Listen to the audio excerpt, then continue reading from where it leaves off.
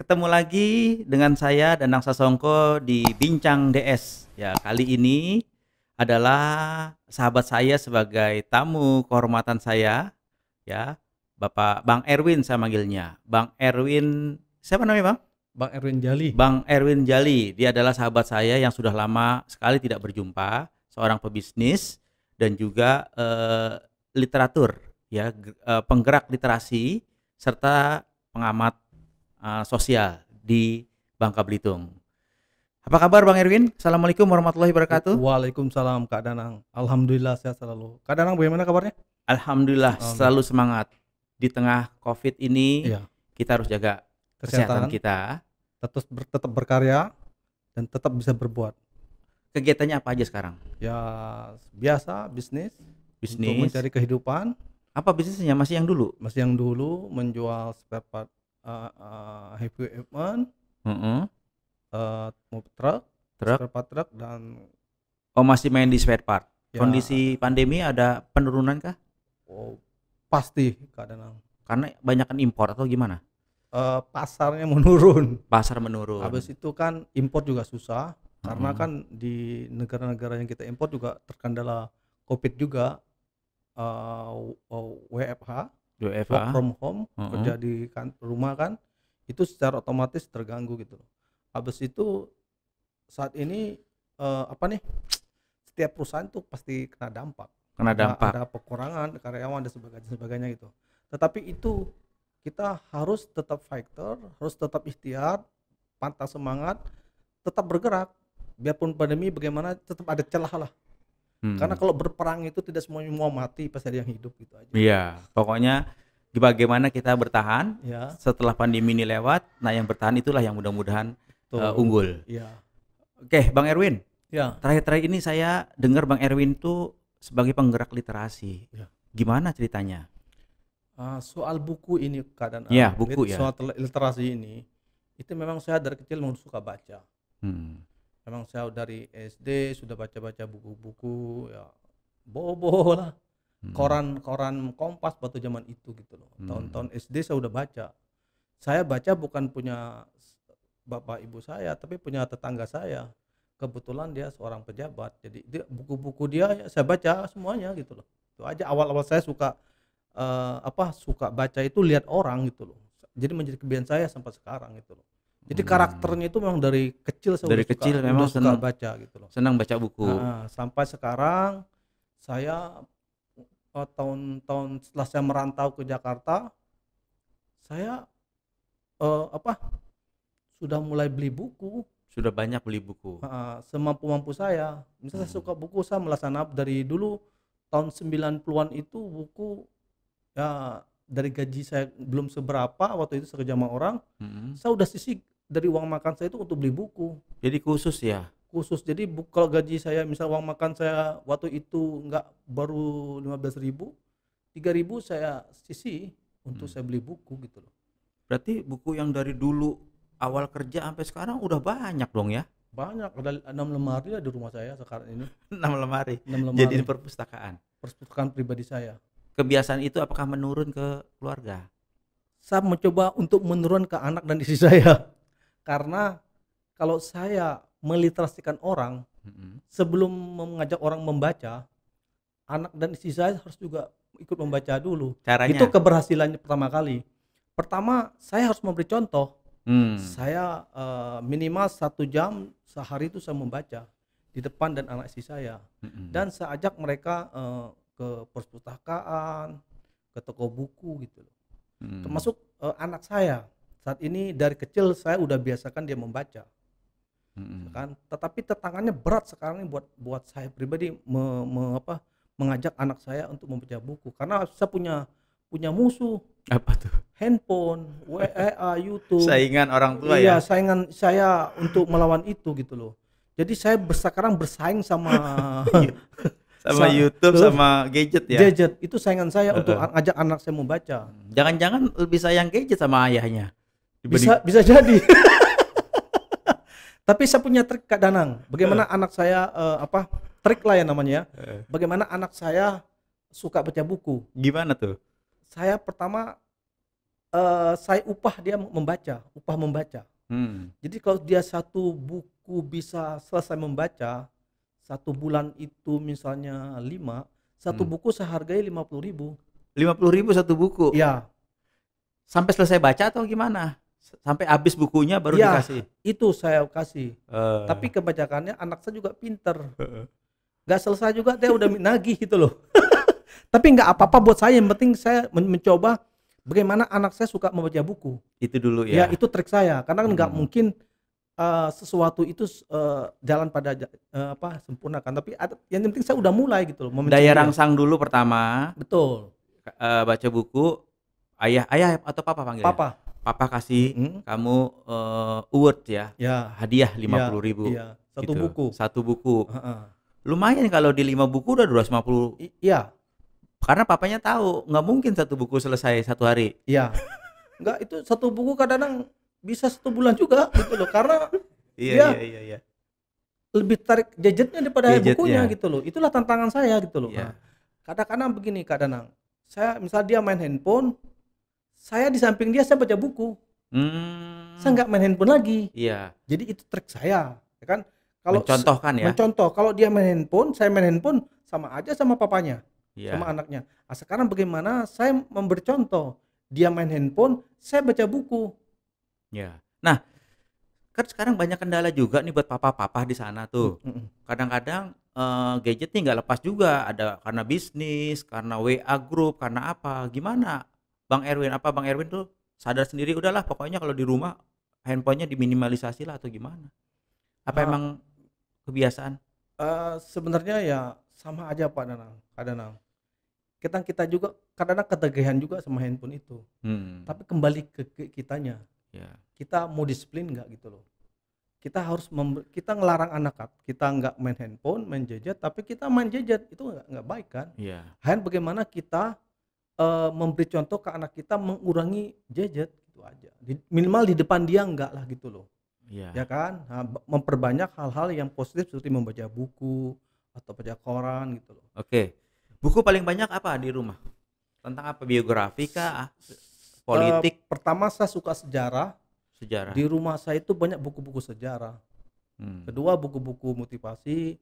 Ya, ketiga autobiografi. Biografi dan autobiografi. Itu yang saya yang banyak saya di koleksi buku-buku saya. Itu ya dari yang zaman-zaman Belanda pun saya punya buku. Yang sejarah-sejarah tua, dan juga saya punya beberapa daerah, bukannya Bangka Belitung aja buku sejarah saya. DKI nomor 1 Bangka Belitung, nomor 2 DKI, dan daerah-daerah yang lain saya punya sejarahnya. Sejarah DKI yang tua, buku yang nggak ada di pasaran pun saya punya. Dapat di mana? Di pasar-pasar lapak buku bekas banyak. Oh iya, itu udah langganan saya. Kemana aja kalau hunting buku? Saya biasanya Sabtu Minggu itu sambil saya jalan-jalan, olahraga, naik sepeda, saya ke toko buku kayak di Pancoran, di Senen, di Kenari, atau di wisata buku Kenari. Dan juga kadang saya ke Blok M Plaza. Itu banyak toko-toko buku-buku bekas yang masih bagus dan berkualitas dan harga cukup terjangkau. Masih banyak nggak peminatnya toko-toko buku lapak-lapak tuh ya? Saat ini sebenarnya market buku bekas itu ya ada customer tersendiri gitu. Nah, sekarang mereka teman-teman saya pedagang-pedagang itu, saya sebagai penikmat buku, mereka sebagai pedagang, mereka menjual online. Kita juga terbantu juga, kadang buku-buku yang enggak yang susah secari dapatnya di online juga. Tinggal ketik ke judul buku. Ya, ada buku, ya. Penerbit, pengarang, itu aja keluar pada umumnya. Ya, terus buku-buku banyak itu ada niat untuk bisa berbagi buat orang lain. Itu niat saya Kak Danang. Alhamdulillah, saya pun bukan mau sombong. Niat saya sampai saya menyumbang buku itu sampai ke dusun di kampung halaman saya gitu loh, Bangka Belitung. Dan itu saya udah lakukan berapa tempat yang bisa saya lakukan. Termasuk saya pernah menyumbang beberapa koleksi pribadi saya, baik yang langka dan yang umum, ke Perpustakaan Nasional. Jadi aset-aset saya, buku-buku langka saya sumbang ke Perpustakaan Nasional, menjadi aset negara. dan saya resmi menyerahkan ke negara aset-aset saya. Sekitar adalah kurang lebih 50 buku lah, hampir 80 buku lah yang Jadi saya serahkan ke Perpustakaan Nasional. jadi itu bagian sumbangsi untuk negara ya. Jadi begitu banyak buku itu tadi, ada yang niat untuk disumbangkan ke tempat lain, Bang Erwin? Ya, itu niat saya ke Danang. Saya malah ada kawan, dia butuh buku dia untuk menyelesaikan S2-nya.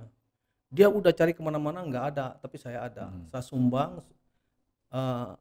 ada yang saya fotokopi, tapi yang memang saya ada lebih saya kasih lebih buat dia. Dia butuh bikin deskripsinya di buku itu. Saya kasih, dia bahagia banget. Dia udah minta ke beberapa orang nggak pernah dikasih. Kok bisa tiba-tiba ada bukunya di tempat Bang Erwin? Karena lagi lihat-lihat buku apa lagi cerita tentang buku? Waktu itu kan saya kalau suka nge-share di Facebook, oh iya, di Instagram, di Twitter, dan dia lihat, saudaranya lihat buku yang saya yang dicari dia ada iya, dan dia skripsinya dia yang mau diangkat itu ada yang bahannya di buku yang saya punya itu. Dia kontak saya, ya saya fotokopi karena bukunya satu dan itu langka dan juga udah ringkih. Saya bilang sama tukang fotokopinya, tolong pelan-pelan fotokopinya karena saya tunggu di depannya itu fotokopi karena itu aset saya gitu loh. Tapi saya fotokopi 2, saya langsung kirim ke dia dan kasih buku lagi yang buku sejarah lain lagi. Itu katanya sampai hari ini hanya itu kebahagiaan dia yang nggak ternilai katanya gitu loh. Itu buku langka-langka itu dapetnya di mana? Pertama saya inilah Danang kali karena saya suka buku, kadang buku-buku yang saya susah cari itu ada aja ketemunya. Ya kan, ketemu aja, bisa termasuk saya di lapak ketemu temunya, dan teman-teman saya pedagang-pedagang itu sebelum dijual ke orang dia tawar ke saya dulu, mau nggak buku ini gitu loh. Kalau saya mau, saya yang pertama kali baru jual ke orang lain. Dan kedua saya beli di online di seluruh Indonesia, saya buka ke Sebutu, itu tertarik saya beli itu. Berarti koresponden buat buku-buku langka itu ya penting ya? Penting Pak Danang. Jadi kebanggaan buat kita kalau ada buku yang hanya 1 atau 2 gitu ya yang kita bisa pamerkan. Ada niat untuk berbagi ke daerah gitu, kampung halaman? Pasti Kak Danang. Itu rencana saya kalau saya punya niat, saya punya tanah di Bangka, di kampung halaman nenek saya. Tanahnya udah ada, tinggal saya mau bikin perpustakaan gitu loh. Perpustakaan khusus orang dewasa dan anak-anak. Iya. Jadi yang kayak, karena nenek saya dulu rumah panggung, rumah Melayu, perpustakaan Melayu yang berumah panggung gitu loh, cita-cita saya, angan-angan saya. Mudah-mudahan ini tercapai. Jadi aset-aset buku-buku saya yang udah saya kumpul tahun 95 lah ya kali ya. Itu akan saya bawa ke Bangka semua. Akan saya bikin perpustakaan umum, siapapun boleh baca, tapi nggak boleh pinjam gitu loh. untuk yang dewasa tapi ya. Tapi kalau anak-anak merusak, kalau untuk anak-anak dari SMP ke bawah, bukunya mau dibaca rusak nggak ada masalah. Silakan. Karena apa, anak-anak itu kan kepingin tahu. Dan kita jangan melarang dia. Di situ kita merangsang dia gitu loh. Ya kan, bagaimana dia membaca dan tertarik gitu loh. Orang nggak banyak mikir gimana caranya bisa bermanfaat dengan buku, membuat perpustakaan. Memang tujuannya apa sesungguhnya? Kan sebaik-baiknya manusia adalah orang yang bermanfaat buat orang lain. Lebih dekat ya? Ya, jadi Kak Danang, sebaik-baiknya manusia adalah orang yang bermanfaat buat orang lain gitu. Itu yang itu kan. Saya hanya bisa berbuat lewat buku, dengan buku ya lewat buku. Itu yang saya bisa lakukan gitu loh. Karena saya juga kepingin saya tahu, orang lain pun tahu lewat buku itu. Jadi ilmu itu bukan saya aja yang tahu gitu, orang lain juga gitu, dan menyebar. Harapan saya anak-anak Bangka Belitung yang di dusun pun punya hak untuk membaca buku-buku yang berkualitas untuk membangun masa depannya lebih baik dan punya karakter gitu loh.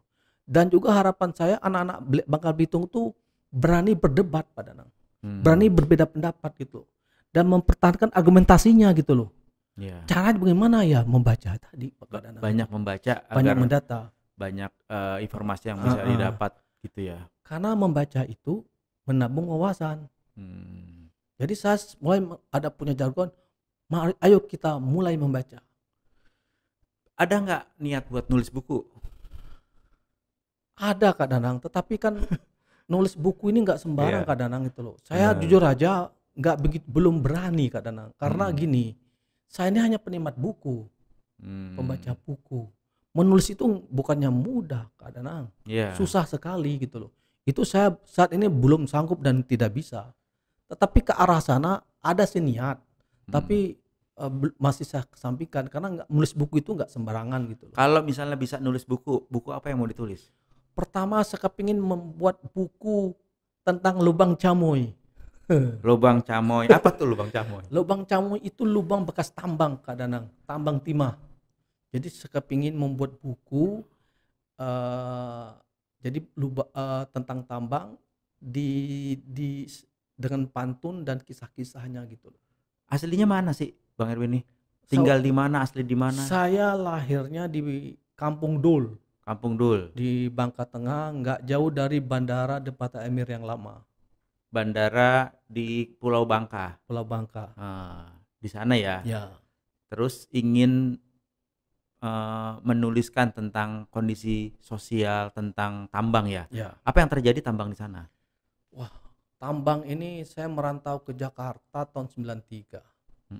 Yang nama tambang pasti adalah rusak lah, tapi tidak separah. Tambang apa sih? Tambang timah. Tambang timah. Sekarang hancur Bangka Belitung lingkungannya Kak Danang. Bener-bener sedih saya gitu loh. Ya kan? Kalau Kak Danang ke Bangka, holiday ntar saya ajak gitu kan. Padahal udah pernah ke Bangka belum? 2 kali saya ke sana. 2 kali kan? Pasti pernah lihat dari pintu kan? Dilihat di jendela pesawat tuh banyak lubang-lubang ya. Itu namanya lubang camoy Kak Danang. Lubang camoy. Lubang camoy. Camoy. Ya, lubang bekas tambang. Nggak ditutup lagi? Seharusnya ditutup. Seharusnya, dan itu tanggung jawab yang nambang gitu loh. Dan juga ya itulah dibutuhkan kesadaran dan tanggung jawab para penambang, pengusaha-pengusaha penambang. Jangan mengambil hasilnya setelah itu dibiarkan gitu loh. Ada sanksi nggak kalau dibiarkan gitu? Seharusnya itu kan tugas pemerintah. Pemerintah daerah dan pemerintah pusat. Dan kalau ada perusahaan pengusaha yang resmi kan dibayar jamrek, jaminan reklamasi, jamrek. Itu kan harus habis ditambang, digali, direklamasi. Itu udah ada perjanjian dari awal. Iya. Cuma kenyataannya dilihat di atas pesawat ya, saya nggak tahu jumlahnya berapa, tapi saya lihat banyak sekali itu lubang-lubang itu. Bahaya nggak? Sangat bahaya Kak Danang. Tapi kalau secara kan lubang camoy itu kan menghasilkan radikal-radikal bebas. Tapi itu butuh penelitian. Butuh penelitian. Saya nggak berani menjawab lebih jauh karena saya bukan ahlinya. Tetapi lubang-lubang tambang itu udah makan korban Kak Danang. Baik terutama anak-anak gitu loh. Dia meninggal karena tenggelam gitu loh. Karena ada airnya nanti ya. Memang air. Setelah digali kan keluar air, kayak airnya biru gitu loh. Waktu proses itu masih cari tambang timah, airnya memang sudah ada. Apa setelah ini belum, selesai? Ini kan daratan. Daratan digali. Hutan. Digali jadi lubang gitu loh. Lubang camoy, danau bekas tambang timah. Kalau saya lebih suka nyebutnya lubang camoy. Itu banyak anak-anak main di sana berenang. Ya karena apa ya? Tempatnya nggak begitu, aksesnya mudah untuk masuk gitu loh. Ada di tengah-tengah masyarakat gitu atau jauh harus di hutan dulu? Ada yang di hutan, ada di dekat perkampungan. Yang anaknya mudah main ke situ, dari rumah dia nggak apa, dia mau bikin mandi gitu kan. Kayak saya lah orang kampung gini kan. Kalau liburan kan suka mandi di sungai. Kalau zaman dulu kan sungai biasa. Kan sekarang mereka ke sungai lubang camoy itu. Dalamnya bisa berapa meter? Ya kurang lebih ada 10 lebih loh. Besar dong ya? Besar lah, panjang lah gitu loh Kak Danang gitu, dalam lah gitu loh. Dan banyak makan korban loh Kak Danang gitu loh. Banyak makan. Ya makanya ini perlu nih ya, jadi perhatian buat semuanya, termasuk si penambangnya, termasuk pemerintah daerah, juga pemerintah pusat untuk mengingatkan pemerintah daerah karena ini bahaya buat anak-anak ya, dan juga nggak tahu kalau mengenai lingkungan tadi dampak-dampaknya seperti apa. gitu. Terus apa upaya yang udah dilakukan oleh Bang Erwin sebagai orang asli? Kalau saya pribadi, saya ini bukan pejabat, hanya Mhm, masyarakat biasa.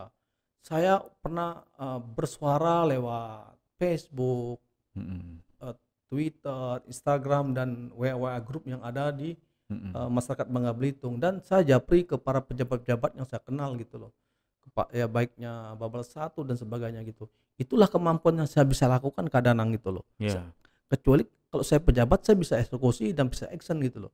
Tapi saya sebagai masyarakat Bangka Belitung yang di rantau, itulah kepedulian saya gitu loh. menulis surat.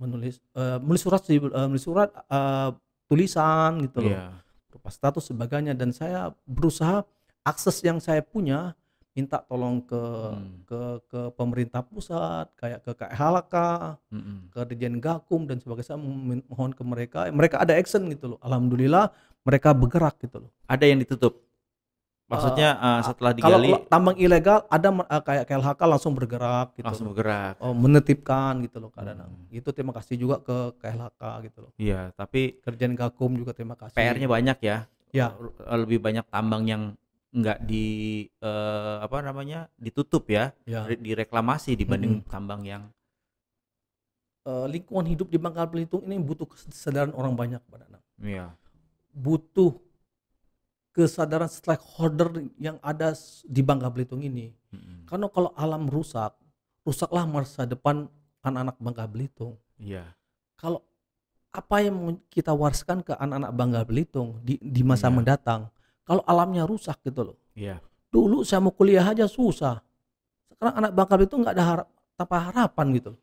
Dulu padahal kaya ya, Sangat kaya tambang kadang-kadang timah, tapi, secara ekonomi dan kemajuan sosial ekonominya masih minim ya. minim kadang-kadang. Ke mana itu hasil tambangnya? Ke Jakarta duitnya kali. Oke, setelah bicara tentang tambang karena waktunya Iya. nggak akan cukup juga ya. Iya. Sekarang bagaimana, tentang kondisi anak di sana? Termasuk saya juga pernah merilis bahwa Bangka ini banyak kasus-kasus anak, korban kekerasan seksual, baik yang dilakukan oleh orang dekat maupun, oleh orang-orang yang memang tidak bertanggung jawab. Menurut Bang Erwin gimana sih sebenarnya? Kalau persoalan kekerasan seksual terhadap anak-anak ini, itu kita butuh kerjasama orang tua, masyarakat, pemerintah, stakeholder harus kerjasama Kak Danang. Mhm, Kita nggak bisa kerja sendiri gitu loh. Saya takutnya Kak Danang begini Kak Danang, kayak, Bangka Belitung itu kekerasan terhadap anak yang saya baca di media adalah zona merah.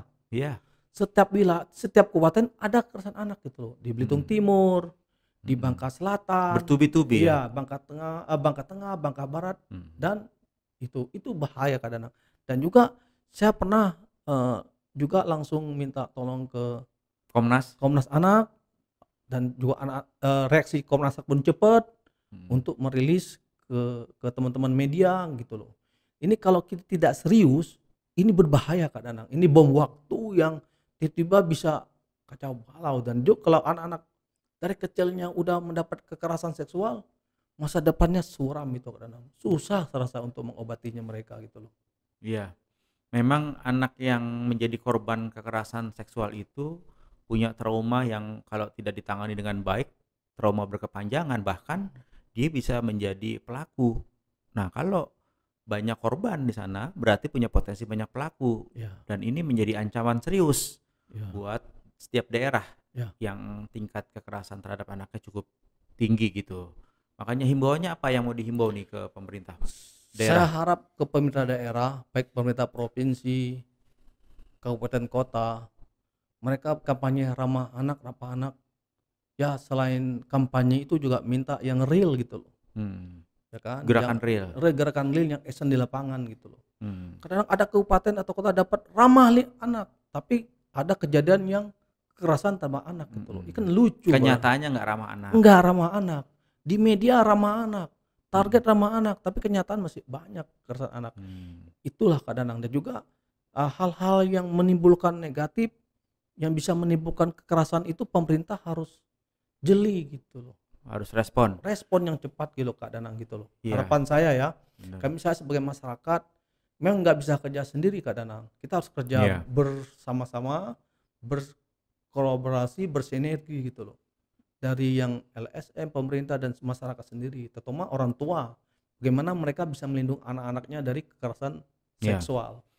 Pemerintah udah keluar ini Undang-Undang Perlindungan Anak yang nomor 17 tahun 2016, bahwa di situ ada hukuman, bahkan hukuman mati dan kebiri kimia. Ya. Nah, sudah ditandatangani PP-nya, PP nomor 70 tahun 2020 oleh Bapak Presiden Jokowi. Ya.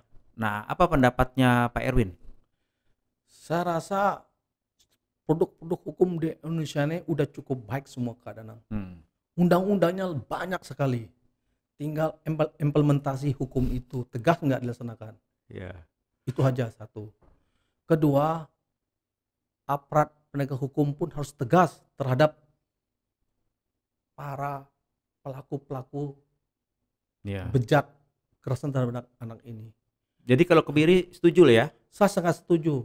Kalau sangat setuju sekali, biar dia, karena apa yang dilakukan itu merusak sampai seumur hidup itu anak, sampai dia mati gitu loh. Sampai dia meninggal, membekas di anak itu gitu loh, kadang gitu loh.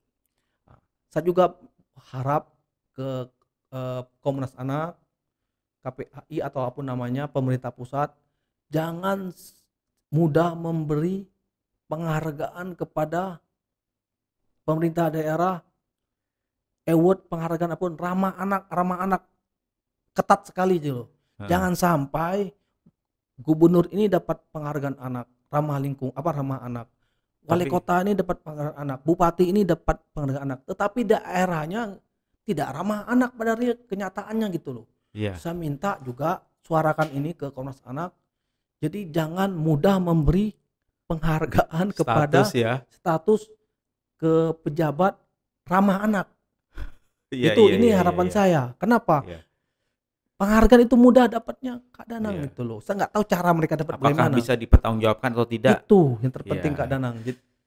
Baik, Bang Erwin. Apa terakhir nih, untuk pastinya kan hasil wawancara kita juga akan didengar oleh para teman-teman yang ada di Bangka Belitung dan juga para pejabat di sana.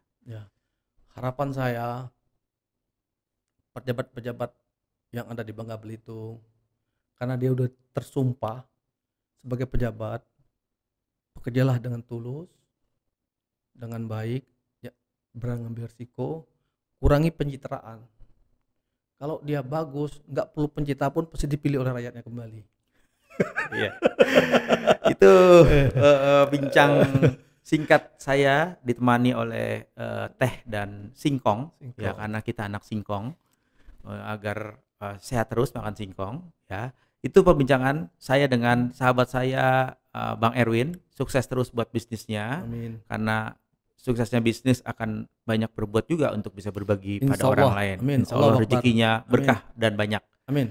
Demikian teman-teman semuanya, bincang Danang Sasongko kali ini. Terima kasih atas perhatiannya. Saya akhiri. Salam sehat. Salam sehat. Salam semangat. Salam semangat. Wassalamualaikum warahmatullahi wabarakatuh.